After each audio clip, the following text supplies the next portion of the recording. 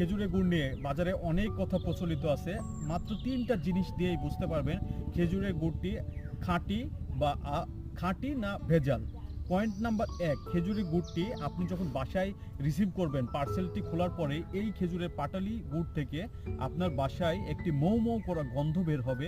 এই মৌ মৌ করা গন্ধ দেখেও বুঝতে পারবেন খেজুরের গুড়টি আসল। যদি মৌ মৌ করা গন্ধ না থাকে, কোনো ধরনের গন্ধ না থাকে, তাহলে বুঝবেন গুড়ে ঝামেলা রয়েছে। পয়েন্ট নাম্বার 2 নম্বর পয়েন্টটি হচ্ছে বাসায় ফুটন্ত গরম দুধে যদি এক টুকরো পরিমাণ খেজুরের গুড় ছেড়ে দেন, তাহলে যদি দুধটি ফেটে যায়, দুধটি ফেটে গেলে বুঝবেন খেজুরের গুড়ে আপনার ভেজাল রয়েছে। যদি ফেটে না যায় তাহলে বুঝবেন গুড়টি খাঁটি।